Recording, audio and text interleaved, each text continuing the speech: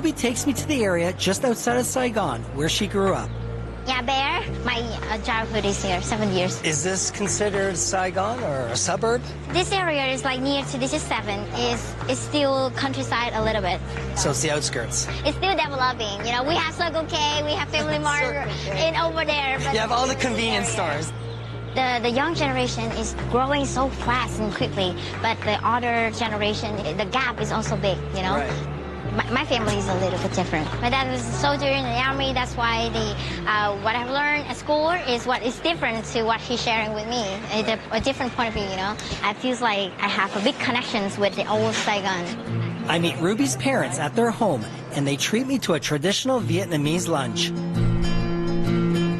There's a saying in Vietnam saying if you're using the same chopstick and spoon, you're family. It's like cut the birthday cake.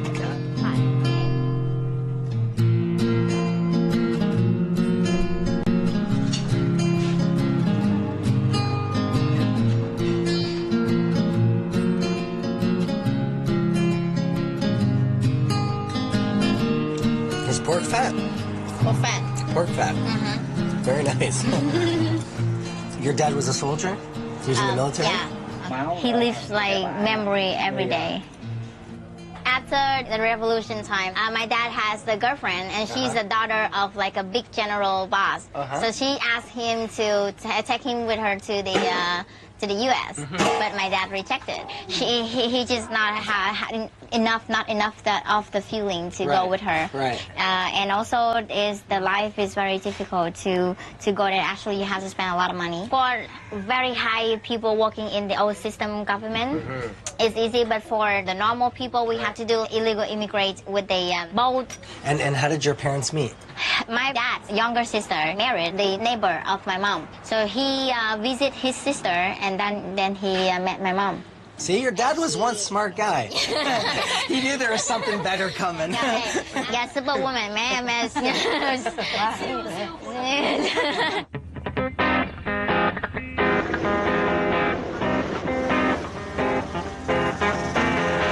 This used to be the highway because during the war, the roads are not safe. So these are probably some of the most safest routes for the goods to travel. Din is a Vietnamese-American artist whose family fled Vietnam when he was 10. Most of these people, their grandparents were farmers in the countryside, and they were escaping the fighting, but they were poor and they couldn't acquire any land, anything. So along the river, that's the only place that they can set that tent. Slowly it grew from a tent into what you see now is like a full-on structure. And so now we're building, affordable high-rise complex to house these people. Pick me up a quarter after 10. When you came back from America, you returned to Saigon. Was it different than how you remembered it? My first trip back after 15 years away was in 1993. I remember walking out of the airport, and there was a blackout. It was pitch dark, and I see shadows of people waiting for their relatives. Finally, I locate my uncles, and then they took me to a little moped, and we went out to the main street of the airport, and there were potholes everywhere. We can live, and we can enjoy ourselves for Vietnamese. Nice.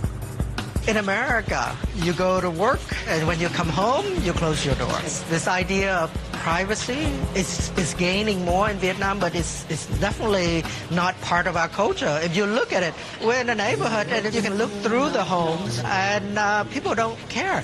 They don't want to sit inside their home. They bring the chairs out and they put it in front of their house so the neighbor can come by and just talk, and it's part of a social fabric of Vietnam. I mean, this is amazing.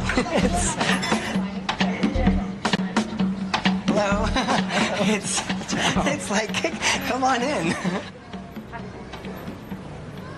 In Saigon, one of the ways people make a living is by opening shops in their homes.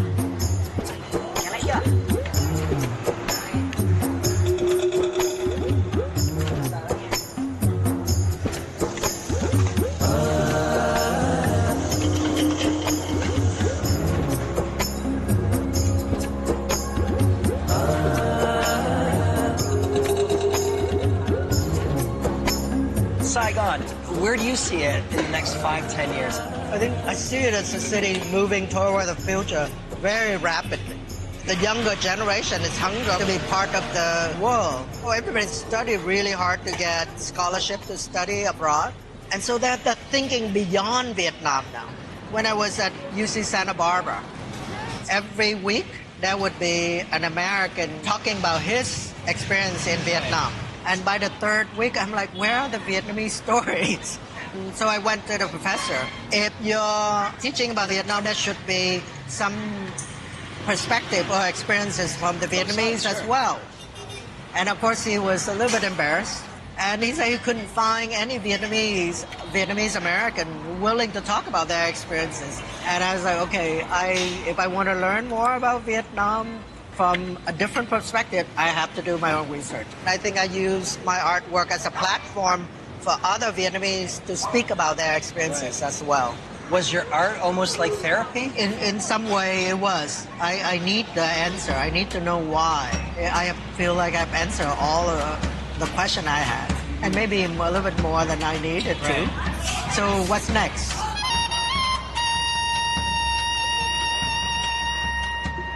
I get a chance to check out Din's studio. Recently, he's taken his artwork in a new direction. This is a new project that I'm working on. This piece is basically made from leftover fabrics from the garment manufacturers. Vietnam have a huge garment industry. What I want is for people to come in and enjoy it and really lounge around it. I guess there's nothing like lying down on plush carpeting. Now, you started getting international attention as an artist because of your work. It's a heavy subject matter. This is, has a different kind of feel to it. Does it change you as an artist? I think I changed first before the art changed me. I feel a little bit that I'm moving the same direction as Vietnam is moving. Do we have to get up or can I just crash here? It's so comfortable. Saigon is a city that has one foot in the future, and the food is not far behind, with chefs like Peter bringing traditional Vietnamese flavors into a modern setting.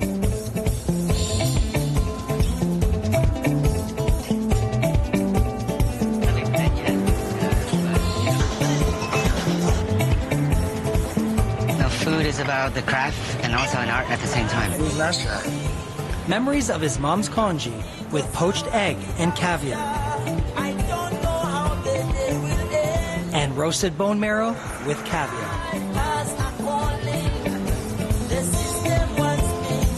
You know, when I grew up, I came from a very poor family. The bread that I ate was the cheapest one you can get, which is just the baguette with butter, or they use margarine and sugar. All these dishes have some beautifully unexpected surprises. A lot of my food is like that. We try to combine a bit of the high and the low and try to put them together in one place. Now, when we're eating something like this now, this is completely another world altogether. But we have a carpaccio. What I've done here is just taking the local water buffalo, kind of paying homage to a Vietnamese type of salad. So we heavily season with a lot of lime, served with a grilled baguette. Are the new chefs wanting to kind of interpret Vietnamese cooking like this? Traditionally, in the past, most do the French stuff, rather the Japanese. So that's what they want to learn.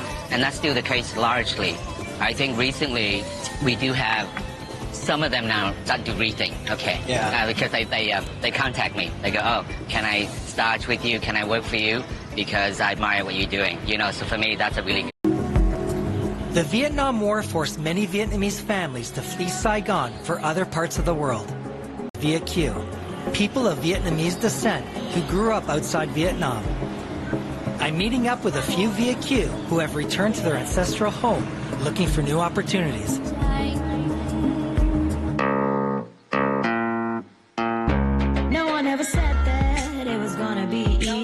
I just love food, love meeting people, and I want to hear their stories. So this gets a little messy with these noodles.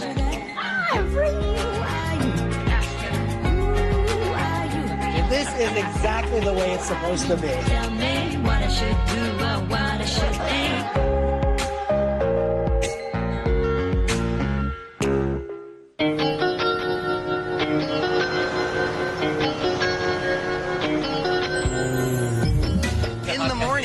coffee with ice? And sometimes it's ice with hot soup, so I don't know about that kind of neutralization, but it works. I meet Trong, a local artist who, along with his family, fled Vietnam during the fall of Saigon. We left on a hectic day, April 30th, 1975, on the last boat leaving Saigon. It was the last boat leaving because it had mechanical problems. And my dad had been working for the American Army at the time, that he knew where the boat was, that these naval officers just happened to be able to fix the boat in time for it to leave before the northern takeover. I was born here, but aside from my first 3 years in Vietnam, I lived in the U.S. my entire life. Are your parents here? My parents are not here. After we came over to the States, they've always wanted to go back, and insane, but they've never made their way. Perhaps painful memories and the risk of opening up old wounds are responsible for Trong's parents' hesitation to return to Saigon. What they read in the papers, what other family members tell us through Skype or whatever, they refuse to acknowledge that people are coming out of poverty, they're able to make a life for themselves. There's still struggle, but in the cities you have a big young population who are really driving it forward. What are we eating? I mean, it smells amazing. This is the traditional Vietnamese crepe, and basically it's a batter that's filled with wood mushrooms and pork. Nice. And then it's garnished with some mint and some cucumber. This food is so fresh. That's the big distinguishment for me too. If you go to Thailand, I love Thai food, but everything is cooked. Here, you're always left with a dish of fresh veggies for almost every dish. What's your favorite thing, living here in the city, Saigon?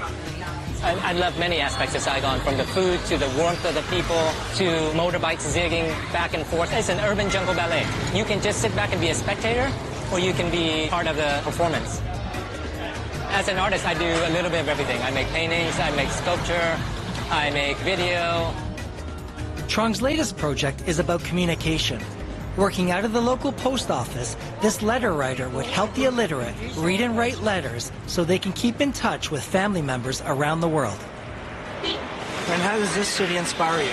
The most immediate thing is really the architecture. You see these beautiful old neighborhoods with houses that have the traditional shops underneath that are now expanding into high-rise apartment buildings, and so now the landscape is starting to be peppered with the more traditional urban skylines that we're used to seeing. This must be incredibly inspiring. There's so much stimulant here visually, color-wise, architecturally. You can see all the crazy telephone wires here that are crisscrossing, zigzagging. This is one of the peaceful alleyways in this neighborhood.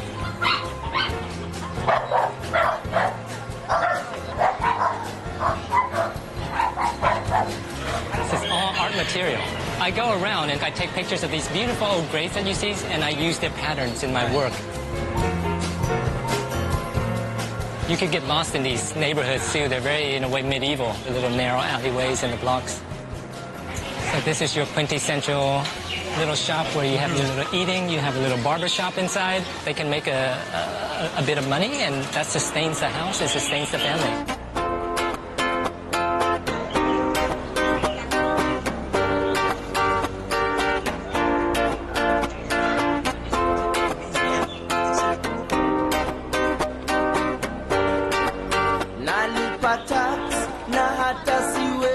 And the nice thing is that every one of these little places, they really specialize in something.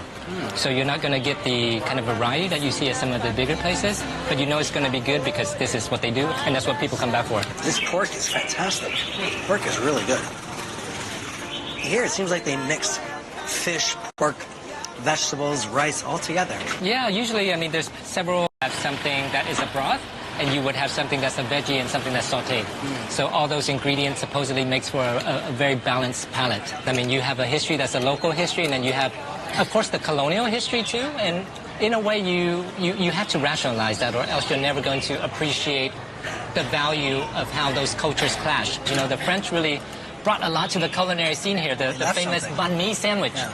It's a baguette. Of course. I'll give them credit, right? They're imperialists. Yeah. The sandwich is good. They left something really good. So this is home for you now. It is home. Yeah. It is home. For how long, we never know. Sure. But for now, I love it. For me, I'm looking for this. Right. This is my romanticized version of Vietnam, right. for better or worse. And I want this to always exist. And people that live here I don't know if they want this anymore. But one of the reasons that brought me back here initially was my family. When we left Vietnam and came to the United States, we left with 11 people, but we never spoke about it. You know, there's a gap historically in my family, so I've always wanted to come back and fill in those gaps of the time that we left Vietnam. Do you feel more connected to your heritage and being Vietnamese? There definitely was not as much of a connection as there is now living here and existing here. I think because you're having to utilize the language, you're having to interact with the local people and population every day. You know, you hear of these stories your whole life. You never connect them until you're actually here. And now that I've experienced it, now that I've seen it, now that I'm a part of it, it definitely brings you closer to your parents. In a way, we have all the trappings of the West here, too. Sure. But we have all the things that the West doesn't, you know, which is all this greatness. It's life. It's theater on the street. The people of Saigon are resorting to just set up shop right outside their homes. Just outside the bar that we called home, we drove away in your Cinquecento. We sit down to eat with a few of Trong's artist friends. Passing down the street, just me and you. There we went upstairs to have a drink. Yeah, I left as a refugee and we settled in California. How old were you when you left? We're 23. So I actually went to the university here, Fine Art University, and I come back about 20 years later. What was the biggest surprise when you returned 20 years later? You know, the first feeling when I go back is you go to sit in an alley like this. You go from California here, after 20 years, you feel like you are compressed into a really small space. And all of a sudden, like after 1 or 2 weeks, it just like expanded. And you feel normal. And yourself, what's your story?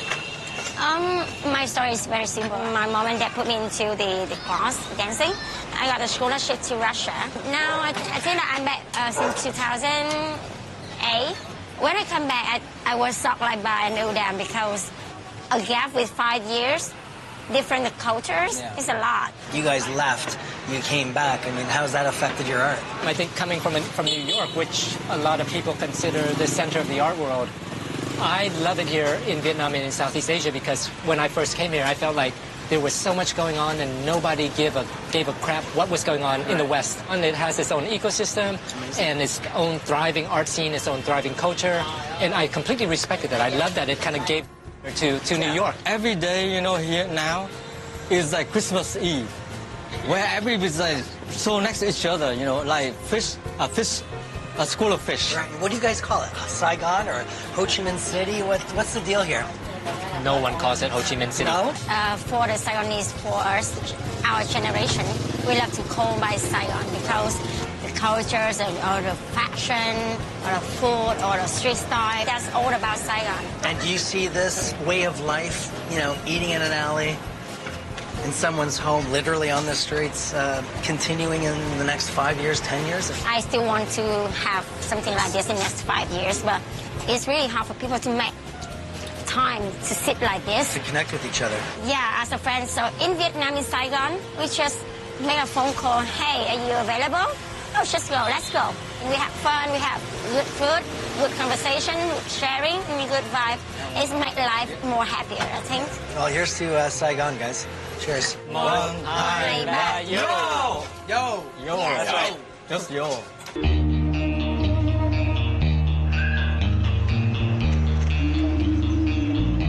You can say that pho, or pho as the locals call it, is the national dish of Vietnam. You'll find pho in every corner of the country. But every region of Vietnam has its own dish too. My ancestral hometown is Hue, so this is one of my favorite dishes, is bún bò Hue. In the central region of Vietnam, our dishes are a little bit spicier. Although both her parents are Vietnamese, Tam was born and raised in Texas. Like many other young entrepreneurs, she's returned to her ancestral home.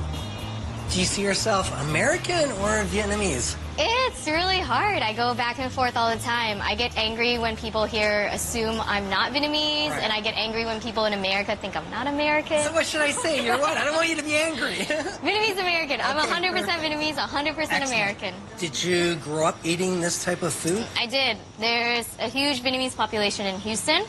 And your folks came to the U.S. when? They came to the U.S. Around 75. So my dad was one of the refugees who escaped by boat. He ended up at a refugee camp in Guam and was eventually sponsored to go over to the U.S.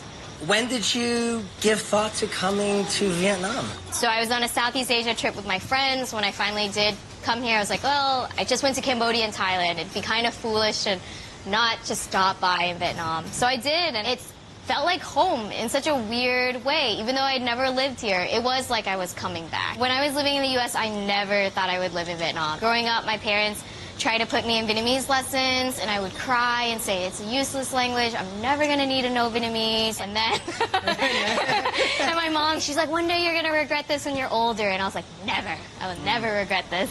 So now I regret it. How has Vietnam changed you? So many people here are Mexican food, and I held a dinner in my apartment, and it seemed like it was going somewhere, so that after 6 months I just quit my job to do that full time. And I don't think a year ago I could ever imagine doing this.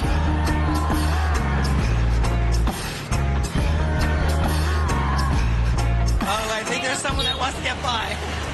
There's like no restriction. Now, are we inside the market or on the street? There's no such thing as a one-way street here. I'm just not being run over when I'm trying to get eggs. So this is one of the bigger markets in this area. See, this is like, it's like playing chicken, right? The feel the fear and just jump in attitude of the locals has served her well. This market is the perfect source of ingredients for Tam's business, Saigonita. Through social media and word of mouth, Tam started a restaurant out of her apartment.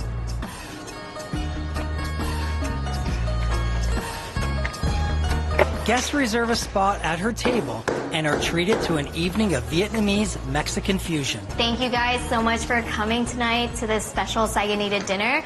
Today, the first dish we have on the table is a guacamole, and then I made a red salsa using lychee, yellow salsa with some pineapple in it, and then we have some sesame seed rice paper. What we have here is corn, and then my own queso fresco, and then at the very top, my favorite snack, flaming hot Cheetos. We're kind of Mexican food snobs because we grew up in LA. I heard about Saigonita through my sister. She was raving about it, thought it was great, and we signed up to go. Is there pressure for you to also entertain? Do you feel you have to be a host now? Oh, yeah, for sure. None of these dishes have existed before, so I have to explain them. But then also it's like a show, because I'm like waitress, I'm the manager, I'm the chef, I'm like the dishwasher, I'm everything. Here you go. Fried tortilla topped with braised beef, guacamole, and a quail egg. Did you have any expectation or? I had really high expectations. Oh, really? It was mashed, yeah. It was like people were talking about it. Oh. Yeah, there was a buzz already, so and it was great. Hao is from San Francisco, but has lived in Saigon for the past 3 years. The son of Vietnamese immigrants, he returned to Saigon in search of better opportunities. He is now the co-founder of a media company called Vietsub. How's the workforce? Is there a big talent pool? Huge talent pool, especially in the creative industry. I think there's not a lot of other people doing the kind of media that we're doing. And luckily, we've been able to put together a team of about 20 full-time staff. And in terms of management style, do you guys try and bring that more of an international approach? Having a foreign management style, an American one specifically, has its challenges. I definitely have a different work ethic. One of our staff said I was the last message that she would get for the day and the first one to get the next day. Right. And the Vietnamese style is definitely more like focused during business hours, and when it's off, just like European style, it's kind of like you're off. Right. So I think I've had to adjust to that.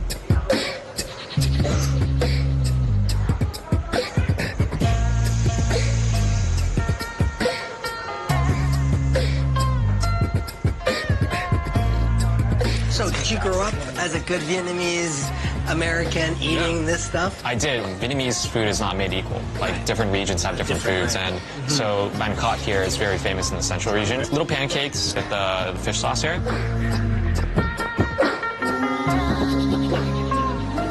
Right here we got more of a southern dish, a morning glory. They've just got some vegetables at the bottom, and then you have meat at the top. So it's meant to add a different kind of texture. Cheers, yeah.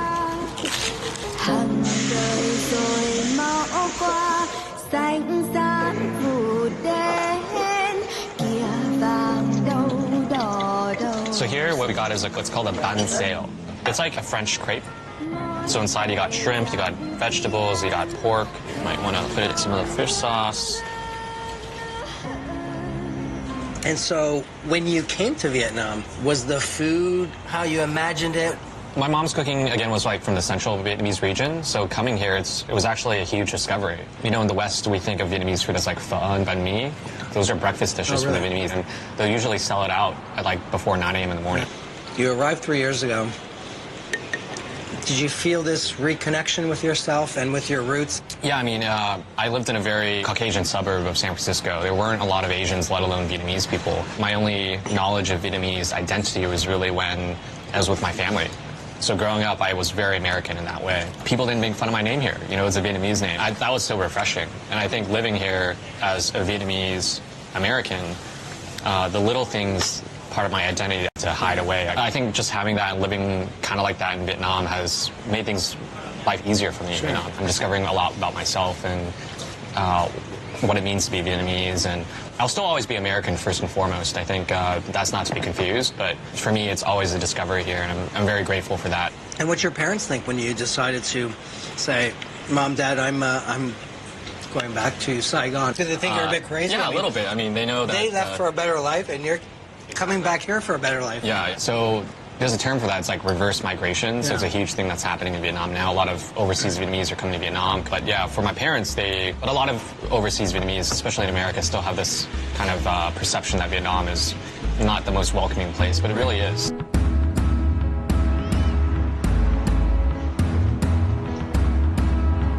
If you're ever in Saigon, you must try the classic Vietnamese banh mi sandwich.